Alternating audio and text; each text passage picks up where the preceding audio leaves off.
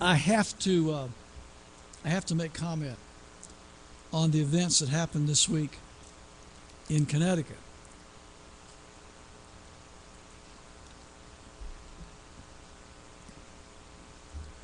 And I'm probably going to, well, not too many people, I don't think, that watch this audience, but there are some people that would be very turned off by what I'm about to say, and I'm going to say it anyway. The politicians in Connecticut, the politicians in Washington, D.C., the police agencies who promote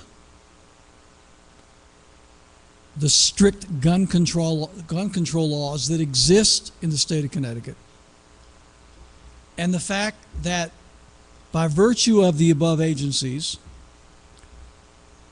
our schools and colleges, not just in Connecticut but across America, are for the most part, they would call them gun-free zones, which means they are killing-free zones. The means of self-defense has been taken from so many people around the country. These crazy people who take a gun and then go shoot a bunch of innocent young people, in this case, elementary, kindergarten-age children, know that there is no one going to resist them. Have you ever noticed that the crazy people that commit mass killings are never crazy enough to attack guys at a gun range?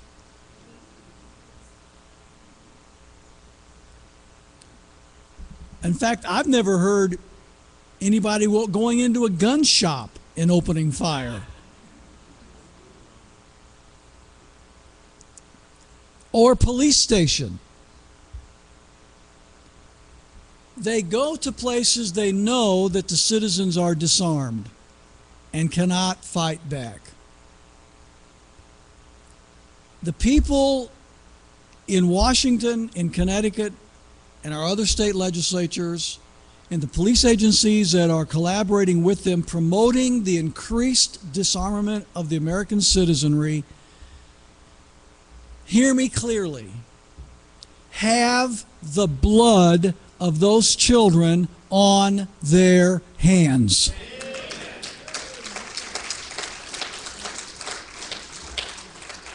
Instead of calling for more and more gun control, which they are, and now we're going to have a huge fight on our hands politically to try and resist the gun control laws that are going to be introduced and proposed over the next few weeks and months.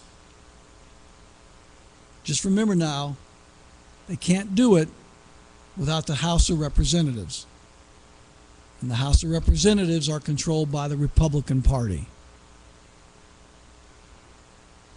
Okay? So whatever comes down the pike cannot happen without the help of the Republican Party. So let's see how courageous and consistent they're going to be in standing for the Second Amendment there in the House of Representatives, Mr. John Boehner and others.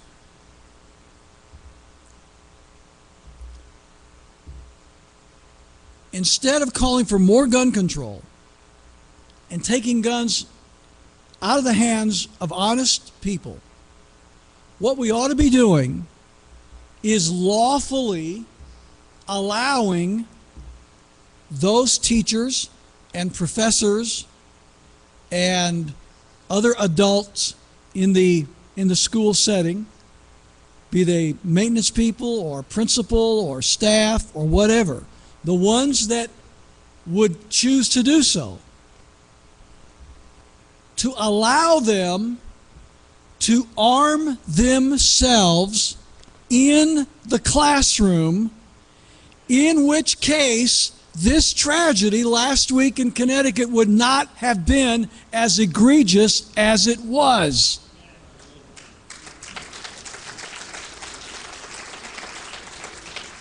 In the college setting, if you are of age, usually that's 21, and you are willing to do so, and you're willing to train yourself and equip yourself and obtain a concealed weapon permit, showing that you have the ability to defend yourself, you should, if you're a student of age and you are willing to do that, you should have the right, under the laws of our states and of our federal government, to arm yourselves in the college and university classrooms as well.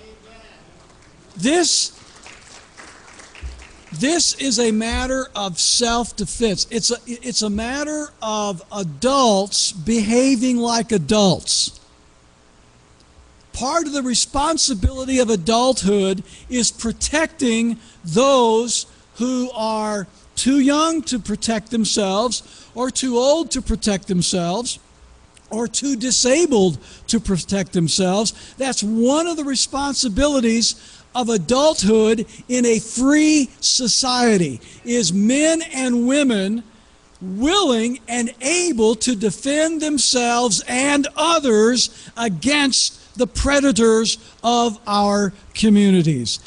That is the answer to all of these shootings. And by the way, if you are a lawfully armed adult citizen here in the state of Montana, and I know many of you are, we probably have a higher percentage of armed citizens in the state of Montana than maybe any state in the United States. Another one of the many reasons that I love the state of Montana. But if you are so trained, you have taken the necessary classes and courses, you practice, you know how to defend yourself, you know how to use your firearm, you're lawfully armed in our community, you need to be armed. Don't go to a store without being armed. Don't go to a movie theater without being armed. Don't go to a restaurant without being armed. If just one person in that school had been aptly armed, that tragedy could have been much, much less. It would have been a tragedy if only one was killed, for sure. I remember,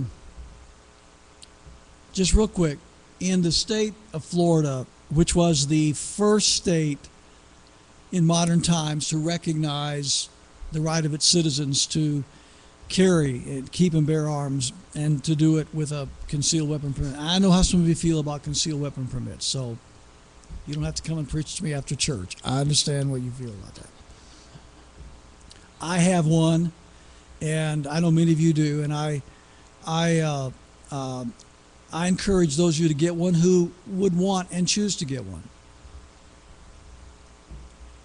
That state was the first one, and the laws of that state are the model of pretty much all the other states. They've pretty much modeled their CCW laws on the state of Florida's. And that's why that license is reciprocated in over 40 states around the country. And by the way, Florida has just turned over 1 million lawfully armed CCW permit holders in the state of Florida. 1 million. 1 million. When's the last time you ever heard of a CCW permit holder murdering anybody? When's the last time you ever heard of a shooting take place perpetrated by a CCW permit holder? Name one. Can't find them. They're lawfully armed men and women. They are law-abiding citizens, honest citizens, who, by the way, according to the Clinton Justice Department statistics, so we're going back a few years, but it's still going to be pretty close. According to the Clinton Justice Department statistics, the American people use a firearm to defend themselves or a loved one 4 to 6,000 times per day in this country. Every day, 4,000 to 6,000 times an honest American citizen uses a firearm, usually a handgun, to defend someone. And you never hear about that in the media. In 1987 is when that bill passed. I lived in Florida then. I remember this very well. I was one of the very first to get mine. I still got it, my CCW permit from Florida. Not long after that passed and that began to take effect, a wacko, and by the way, I got some personal questions about where are all these wackos coming from. I got some real serious questions about where these wacko nut jobs that would walk into a school and shoot a bunch of little children are coming from. Anyway, save that for another sermon. A guy walked into a McDonald's restaurant with a so-called assault style weapon, intent on killing as many people in the restaurant apparently as he could. He came in, he shot the first person that was closest, and he was immediately shot by 3 citizens in the restaurant who were lawfully carrying a concealed weapon. So tragically, he killed 1 person, but that was it. Because there were 3 people in that restaurant at that moment that were carrying their weapons, and they let that guy have it. And what was a terrible disaster could have been a whole lot worse. So anyway, we can expect these people to try and enforce more gun control. I would just say this again. They can do what they want. They can say what they... I'll just tell you this right now. I'm just going to go on record. I am not registering any firearm I own. Amen. I'm not going to do it. Law or no law, I'm not going to do it. Registration leads to confiscation. I'm not registering. I don't care what the law says. You hear me? I'm not going to do it. Neither am I going to confiscate or allow my weapon or surrender any weapon I have, and I'm not going to surrender my magazines either. Amen. I'm just telling you that. I'm not going to do it.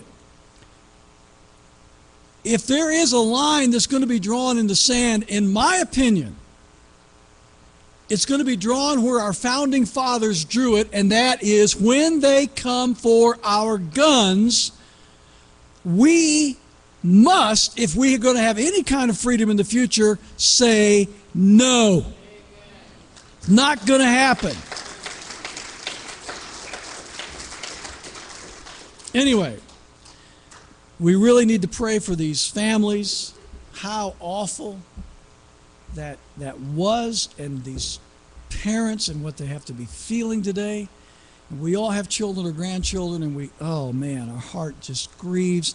I tell you something else you might want to think about, and this is just, we're just talking. Do you really want to keep putting your kids in these schools where nobody's allowed to defend your children? And something like this could happen anywhere, anytime, because there's all the laws prohibit somebody from protecting your children? I don't know. And it's no wonder the homeschooling movement is growing so fast. And people are recognizing that it's more than teaching reading, writing, and arithmetic. It's a little matter of just plain keeping my children safe. Amen. So, pray for these folks.